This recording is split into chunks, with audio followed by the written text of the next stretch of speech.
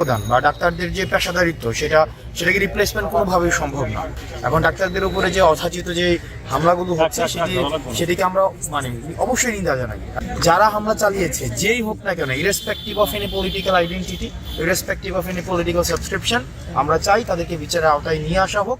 ডাক্তারদের দেওয়া 4 দফা দাবিকে যৌক্তিক বলেছেন বৈষম্যবিরোধী ছাত্র আন্দোলনের সমন্বয়ক হাসনাত আব্দুল্লাহ। রোববার ১ সেপ্টেম্বর বিকেলে ঢাকা মেডিকেল কলেজ হাসপাতালের প্রশাসনিক ব্লকে কর্মবিরতিতে থাকা ডাক্তারদের সঙ্গে সভা শেষে তিনি কথা বলেন। হাসনাত বলেন, ডাক্তাররা যে 4 দফা দাবি দিয়েছেন সেগুলো যৌক্তিক। দ্রুত সমাধান করার জন্য সর্বোচ্চ চেষ্টা করা হচ্ছে। মানুষের সেবায় ডাক্তারদের যে অবদান বা তাদের পেশাদারিত্ব সেটি অন্য কিছু দিয়ে রিপ্লেসমেন্টের কোনো সুযোগ নেই। তিনি আরও বলেন, ডাক্তারদের ওপর যে হামলা হয়েছে সেটির তীব্র নিন্দা ও প্রতিবাদ জানাই। দেশের বিভিন্ন জায়গাতে এসব হামলা হয়েছে। যারা হামলার সাথে জড়িত তাদের রাজনৈতিক দলমত আদর্শের ঊর্ধ্বে ওঠে, তাদের বিচারের আওতায় আনতে হবে। এদের পেশাদারিত্বের জায়গাটি যেন সবসময় নিরাপদ থাকে সেটি নিশ্চিত করতে হবে।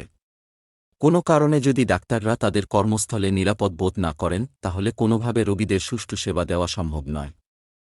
হাসনাত বলেন, সভায় ডাক্তাররা যে 4 দফা দাবি দিয়েছেন সেটি নিয়ে কথা হয়েছে। কর্তৃপক্ষকে এসব দাবির ব্যাপারে খুবই পজিটিভ মনে হয়েছে।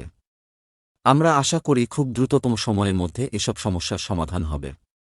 এদিকে গতকাল রাতে ঢাকা মেডিকেল কলেজ হাসপাতালে বেসরকারি বিশ্ববিদ্যালয়ের শিক্ষার্থী দীপ্তর চিকিৎসা সেবায় অবহেলায় মৃত্যু হয়েছে অভিযোগ এনে ডাক্তারদের ওপর হামলা করে শিক্ষার্থীরা। এর প্রতিবাদ জানিয়ে রাত থেকে ঢাকা মেডিকেলে চিকিৎসা সেবা বন্ধ রেখেছেন চিকিৎসকরা। এতে করে ভোগান্তিতে পড়েছেন রোগীরা।